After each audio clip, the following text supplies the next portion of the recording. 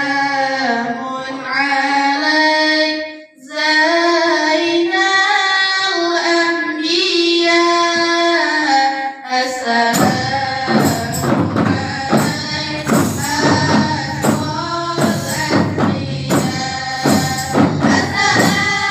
Assalamun alaik Zainal Anbiya. Assalamun alaik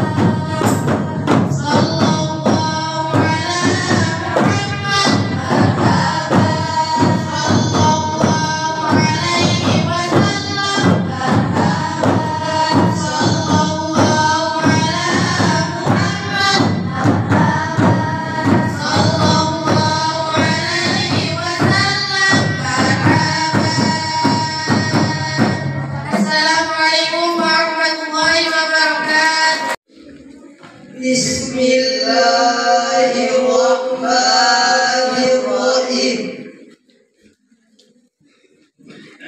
Assalamualaikum warahmatullahi wabarakatuh.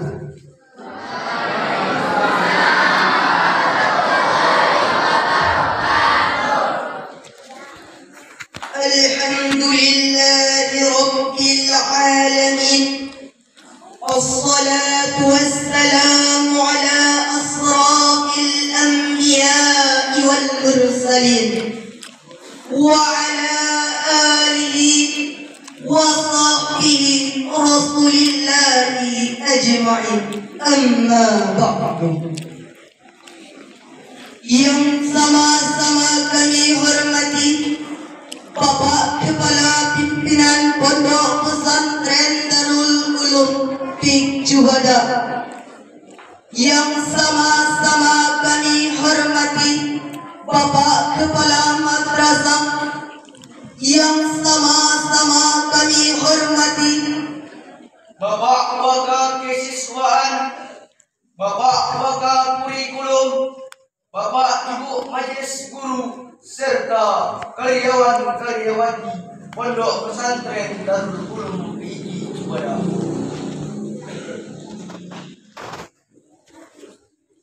Yang sama-sama kami hormati staf-staf Nagari Juhada, para orang tiap orang Nagari Juhada, wan guru yang sengaja kami undang, yang alhamdulillah dapat terhadir pada kesempatan kali ini. Dan yang sama-sama kami muliakan saudara-saudari rahimahullah. Masalah terbesar yang dihadapi manusia dari zaman dulu hingga saat ini adalah masalah dekadensi moral yang sedang menggejolak, mewabah dan merubah berbagai aspek kehidupan, termasuk generasi milenial. Dapat kita perhatikan, masih banyak pemuda kita yang terjerumus dalam meja perjudian, mabuk-mabukan, pencurian, bahkan pembunuhan semakin merajalela. Akhir-akhir ini kita juga masih mendengar moralitasnya akhlak pemuda kita yang sangat memilukan sekaligus mengkhawatirkan. Oleh karenanya hadirin, pada kesempatan yang berbahagia ini, izinkan kami menyampaikan syarahan Al-Quran dengan judul Teladan Rasulullah bagi pemuda milenial zaman sekarang. Dengan landasan Al-Quran surah Al-Ahzab ayat 21 yang akan dilantunkan oleh qori kita berikut.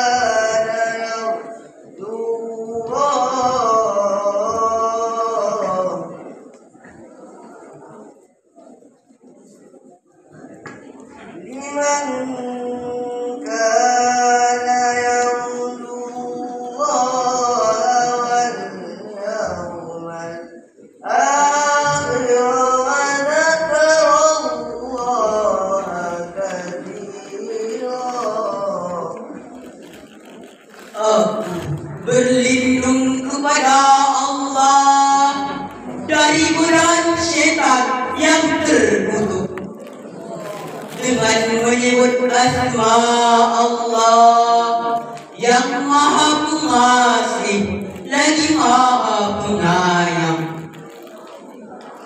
Sungguh telah ada pada diri Rasulullah itu suri tauladan yang paling baik untukmu, yaitu bagi orang yang mengharap rahmat Allah dan kedatangan hari kiamat dan yang banyak mengingat Allah.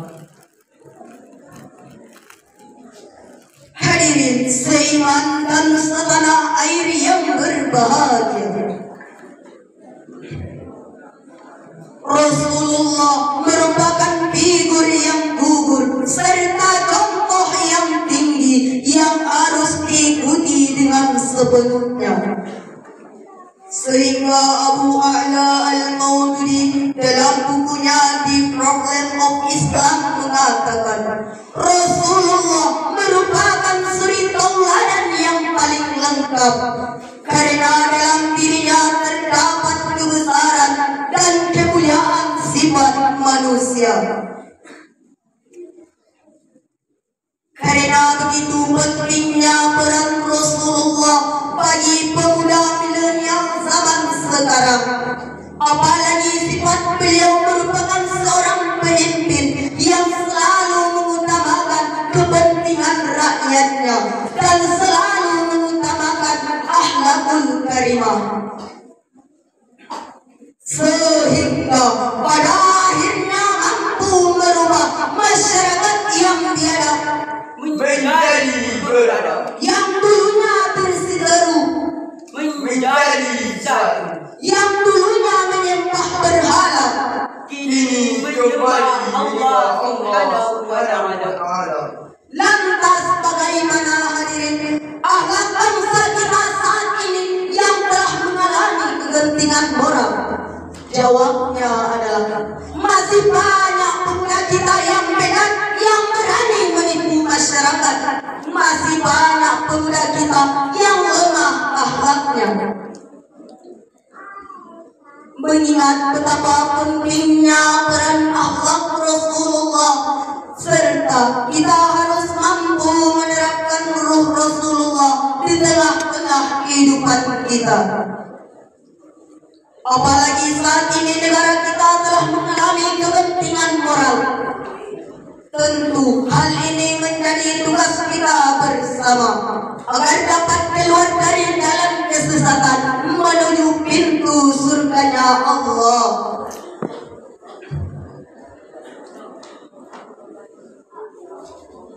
Tak lain tak bukan dengan cara kita kembali mengimplementasikan ruh Rasulullah di tengah-tengah kehidupan kita, sehingga dengan cara ini kita dapat hidup bahagia baik di lingkungan keluarga, masyarakat, bangsa dan agama. Dan Allah akan menganugerahkan kepada kita semua keberkahannya sebagaimana firman-Nya dalam Al-Quran surah Al-A'raf ayat 96.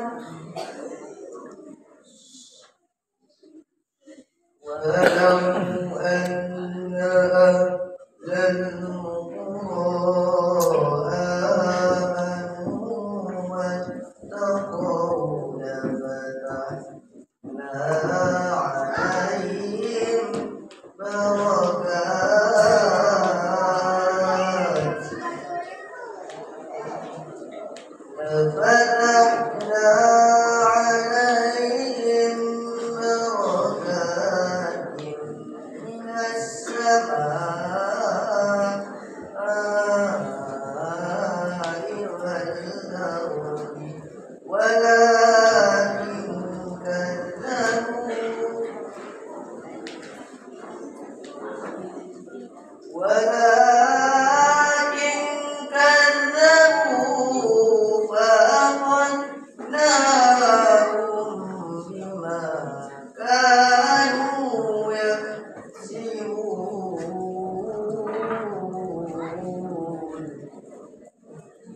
Dan sekiranya penduduk negeri yang beriman dan bertakwa Pasti kami akan melimpahkan kepada mereka berkah dari langit dan bumi. Tetapi mereka mendustakan ayat-ayat kami. Maka kami siksa mereka sesuai dengan apa yang telah mereka kerjakan.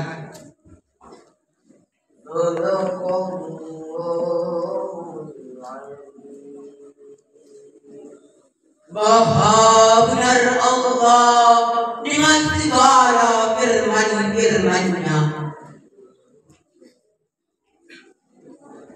Profesor Dr. Habibie, Presiden ketiga Republik Indonesia, mengungkapkan ada 5 hal yang harus diwaspadai bagi generasi umat Muslim, yaitu lemah fisik, lemah harta, lemah ilmu, dan yang paling mengkhawatirkan adalah lemah akidah.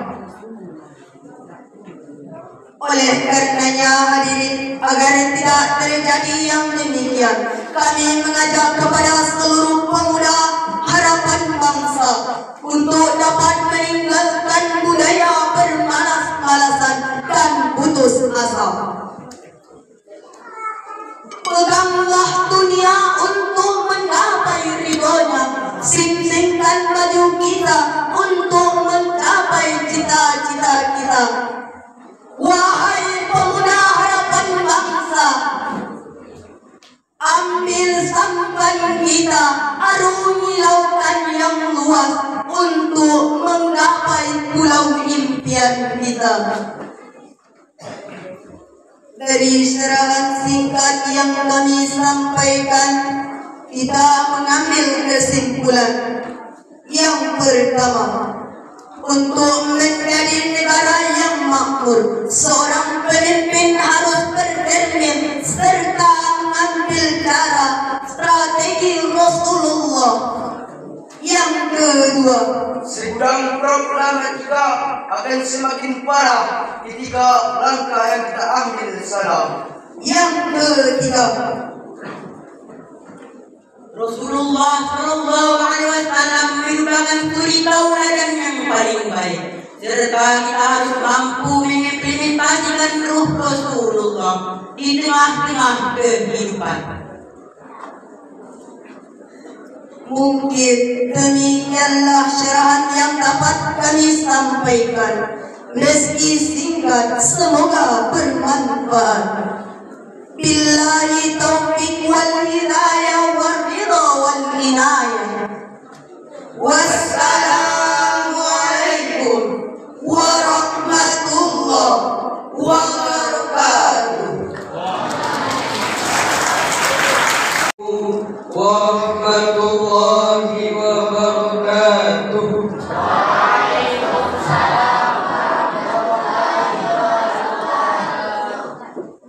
Ya Rasulullah, salamun alaik. Ya rafi'a syani wa tarani, ya fadayati rabbal alamin, ya huwa nafsu wa tarani wa tarani.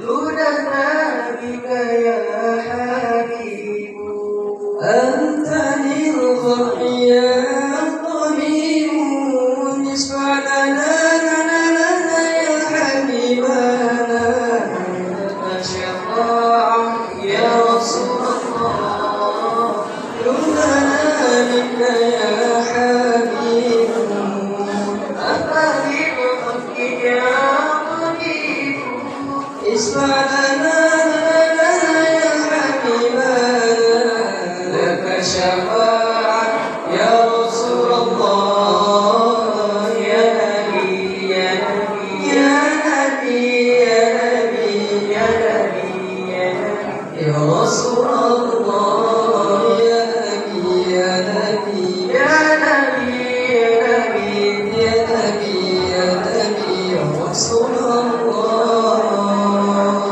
Jangan bilang kau pemuda kuat, jangan mentang-mentang badan sehat. Bila sering kau tinggalkan sholat, inna lillah, inna lillah. Bila dirimu cinta salawat bila hatimu rindu Muhammad baru pemuda yang kuat.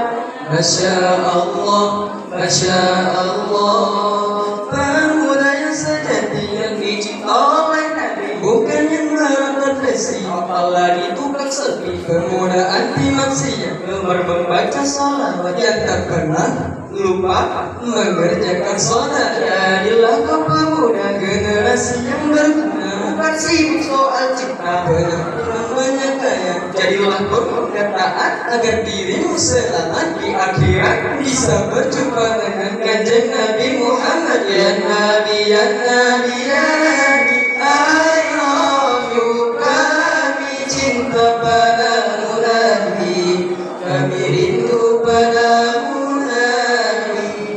Ya Nabi, ya Nabi, ya Nabi, I love you, kami cinta padamu Nabi, kami rindu padamu Nabi. Ma'asalam fi amani syaikhana, Allahu Rabbi irhamhu Rabbi ruhna ya Rabbana Rabbana. Ma'asalam fi amani syaikhana, Allahu Rabbi irhamhu Rabbi ruhna ya Rabbana. صلى عليك الله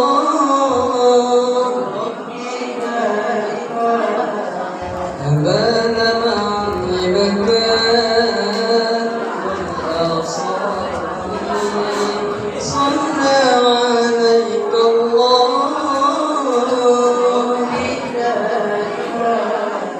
أبان مع البكاء.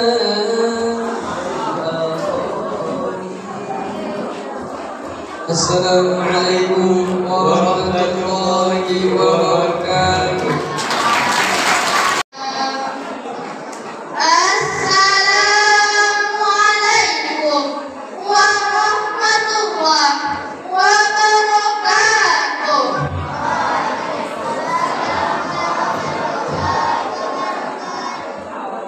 Jalan-jalan kata pagi, nonton sirkus lagi atraksi, ketemu lagi sama Zulfa Zulfi, dari Lubuk Sikaping, siap beraksi.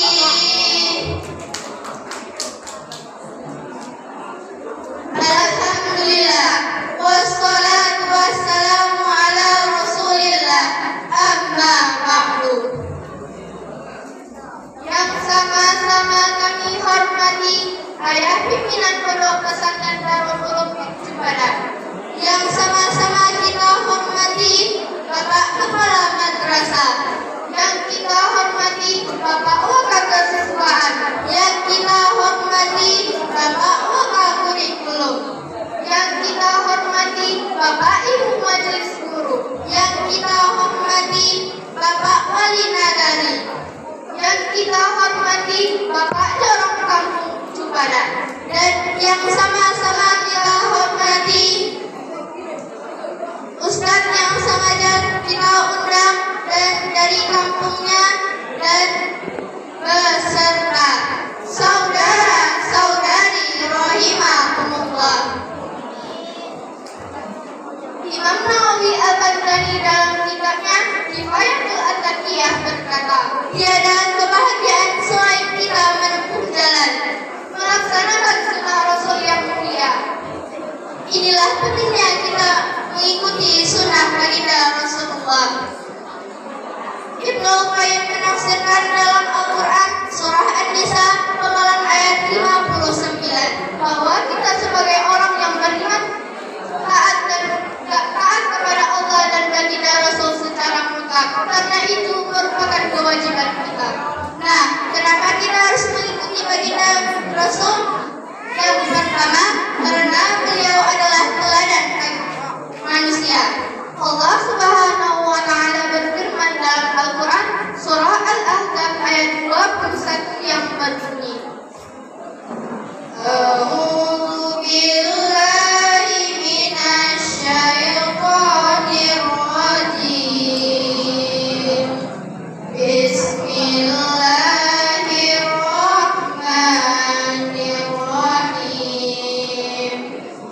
Laqad kana lakum fi Rasulillahi uswatun hasanah.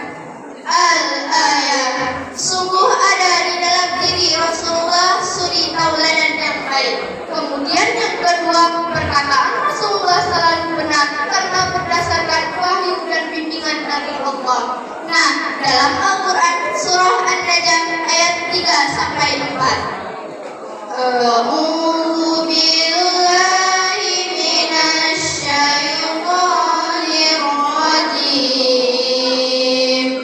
Bismillahirrahmanirrahim. Wa ma yantiqu 'anil hawa in huwa illa wahyun yuha. Di dalam tafsir Fathul Qadir dijelaskan bahwa Muhammad tidak berkata berdasarkan hawa nafsunya, melainkan berdasarkan wahyu yang Allah wahyukan kepadanya.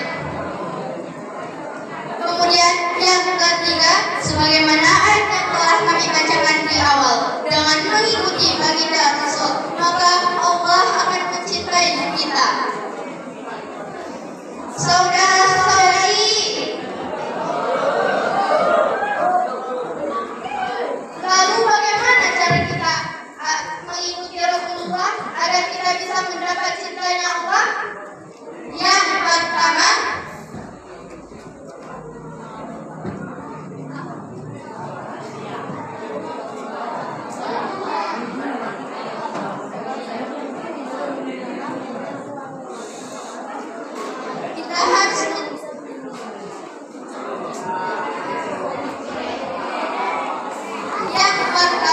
kita harus mencintai baginda Rasul, sabda Rasul. Barang siapa yang mengikuti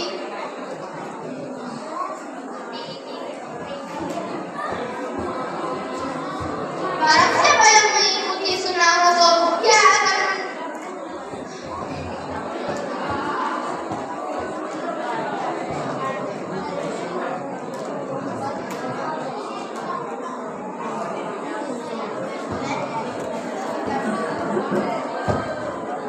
mempelajari sunnah baginda Rasul dan mengamalkannya.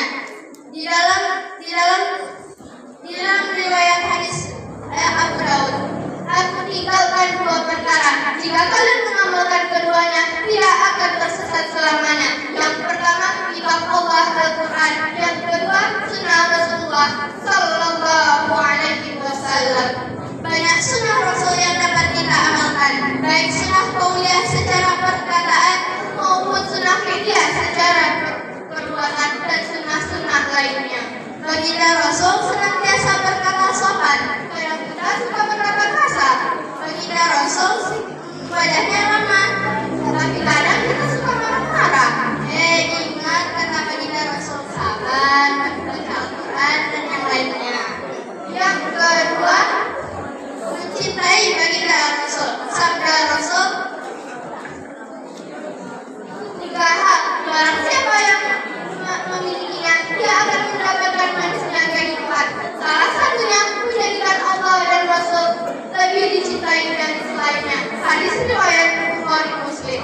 Siapa yang cinta pada nabinya, pasti bahagia dalam hidupnya.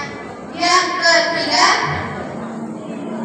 contohlah akhlak baginda Rasulullah. Banyak akhlak terpuji bagi baginda Rasulullah. Seperti baginda Rasulullah selalu tersenyum, bahkan membuat bahagia sahabatnya. Jangan sampai ini masa-masa saudara sendiri aja cemberut. Bukan kayak tuntut, bercanda. Sabda Rasul, senyuman di hadapan saudara kita bernilai sedekah bagi kita. Hadis riwayat Tirmizi.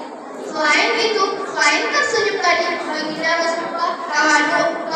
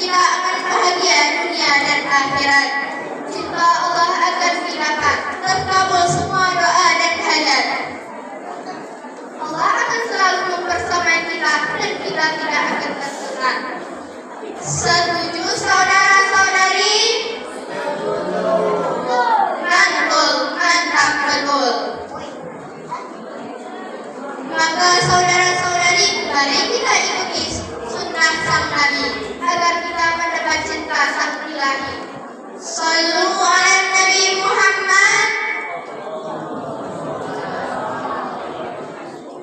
Wallahu muwaffiq ila aqwamit thoriq. Wassalamualaikum warahmatullahi wabarakatuh.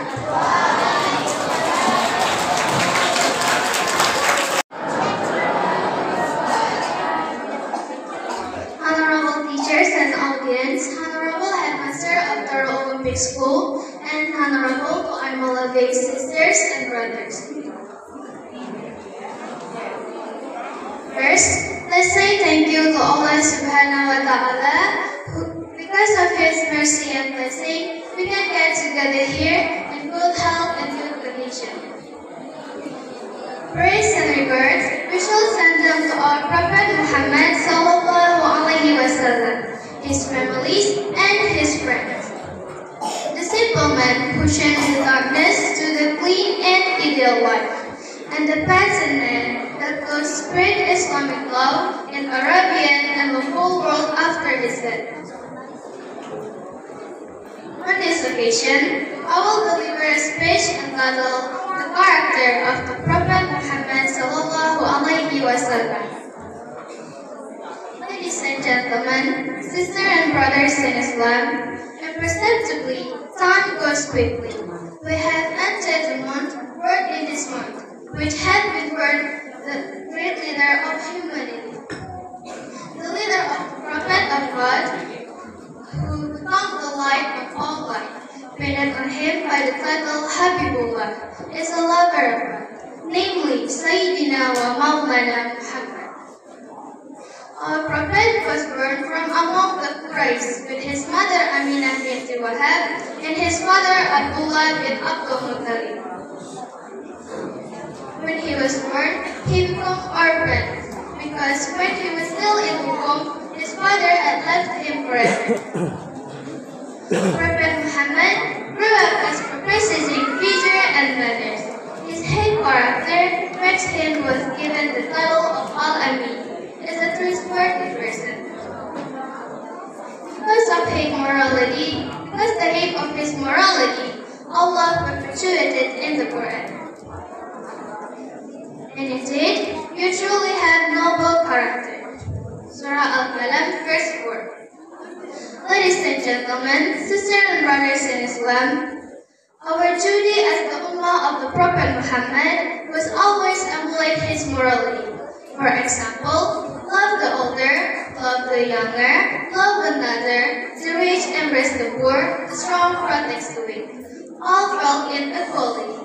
There is no difference except the faith and piety. Prophet Muhammad never hated any of his enemies. He was always forgiving without being asked, even if he constantly abused by his enemies. He didn't have any hatred. He just prayed for his enemies and the guidance given by God Almighty. As a proof of love for Allah and His Messenger, Prophet Muhammad led us together and we follow the Sunnah of the Prophet's practice. Let us also share our moral habit to return peace to the Prophet Muhammad, because the Messenger said, anyone who brings peace to me one time, that will eliminate evil, thereof 10. 10 degrees thereof increase, and gave 10. And hopefully, we include feeling and sitting with the Messenger of God in heaven when they live. Ladies and gentlemen, sisters and brothers in Islam, I suppose that I must stop my speech right now. Please pardon me if I got some mistake from my speech. Thank you. Wassalamualaikum warahmatullahi wabarakatuh.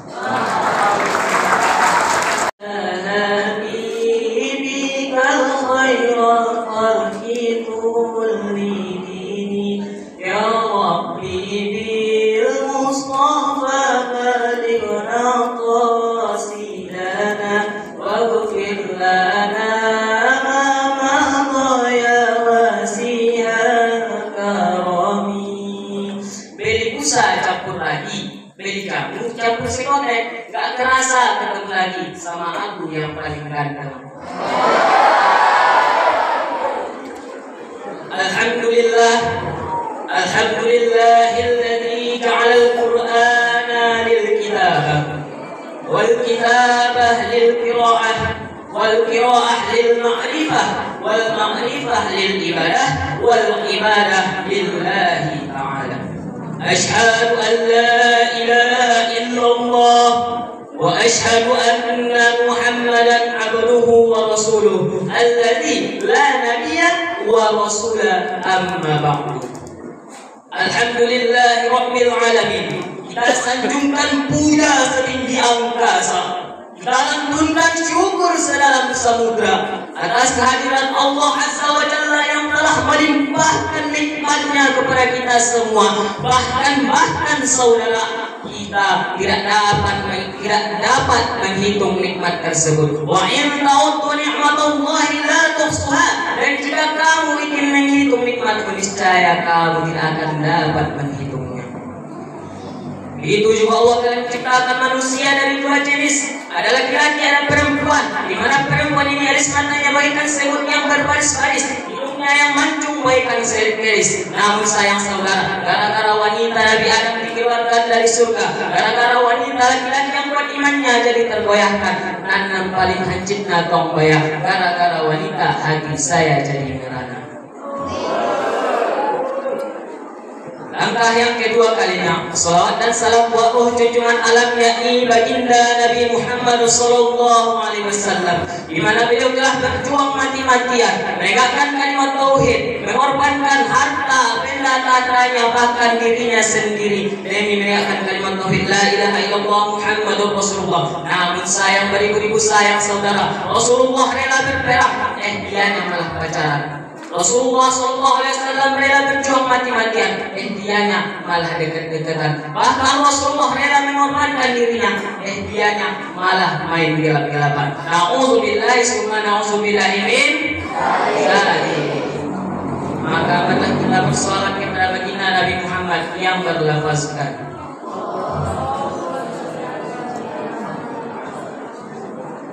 daripada kita pacaran, lebih baik kita sholawatan. Daripada kita berduaan, nanti bakal dihasut setan. Awas jangan dekat-dekatan, kita kan belum ada ikatan. Daripada dekat-dekatan, lebih baik kita sholawatan. Sholatullah salamullah ala Salatullah salamullah ala yasin habibillah. Tawassalna bi bismillah wa bil hadi rasulillah. Salatullah salamullah ala yasin habibillah. Mudah-mudahan salat kita diterima di sisi Allah dan sampai kepada baginda kita. Amin ya Allah. Yang sama-sama kami hormati dan kami muliakan Al-Mukarram wal Muhtaram selaku pimpinan Pondok Pesantren Darul Ulum Priuk Cibada, Bapak Kepala Madrasah, Bapak Wakil Kurikulum, Bapak Wakil Kesiswaan, jajaran majelis guru, karyawan-karyawati Pondok Pesantren Darul Ulum Priuk Cibada, Bapak Wali Nagari Cibada, Bapak Jorong yang alhamdulillah dapat berhadir, dan seterusnya Ketua OSIS beserta staf-stafnya, dan pada umumnya saudara-saudari yang hadir pada kesempatan kali ini, dan yang khususnya Al-Ustaz yang sengaja kami undang dari kampung halamannya, yang alhamdulillah dapat berhadir pada kesempatan kali ini.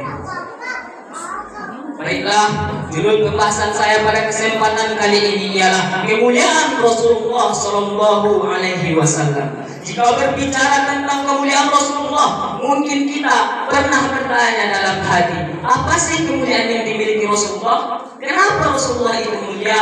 Maka bahkan Allah Subhanahu wa taala memuji baginda, wa innaka la'alla khuluqil azim, dan sesungguhnya engkau Muhammad benar-benar memiliki akhlak yang agung. Apakah Rasulullah mulia karena sebannya? Abu Jahal juga punya seban. Apakah Rasulullah mulia karena jubahnya? Abu Lahab juga pakai jubah, atau karena hartanya, atau karena jabatannya, atau bahkan karena tampannya. Jika memang karena hartanya saudara, mungkin korunlah yang akan dipuja-puji manusia. Jika memang karena jabatannya, mungkin Fir'aunlah yang akan terlebih dahulu masuk surga. Jika karena tampannya, mungkin sayalah yang akan dicintai manusia. Namun nyatanya apa saudara? Korun yang kaya mati di telan bumi. Fir'aun yang tinggi jabatannya hinakan Allah, jasadnya masih ada di Mesir sana. Dan saya yang tampan katanya juga sakit hati karena wanita. Maka jawabannya saudara, adakah yang tahu kenapa Rasulullah mulia? Saudari? Saudara ada yang tahu? Rasulullah mulia karena ilmu dan akhlaknya. Rasulullah itu mulia karena ilmu dan akhlaknya.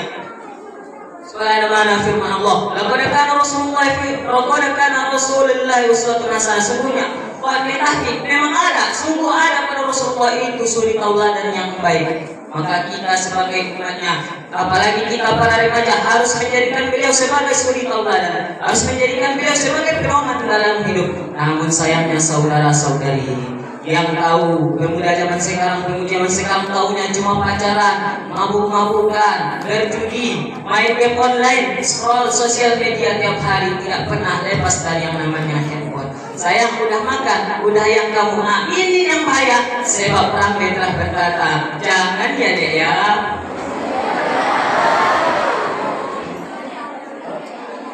Saudari, cinta nggak sama Rasulullah? Pengen dapat syafaat nggak? Pengen dapat syafaat nggak? Saudara, pengen ketemu kanjeng Nabi nggak?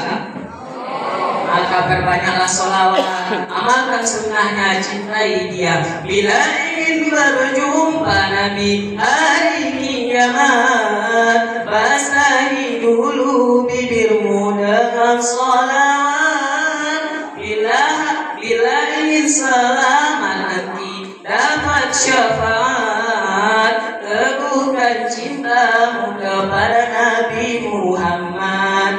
Jangan ragu, jangan tunggu waktu, istiqomahlah bersolawat kepadanya. Jangan malu karena dosamu, Rasulullah sangat mencintai umatnya.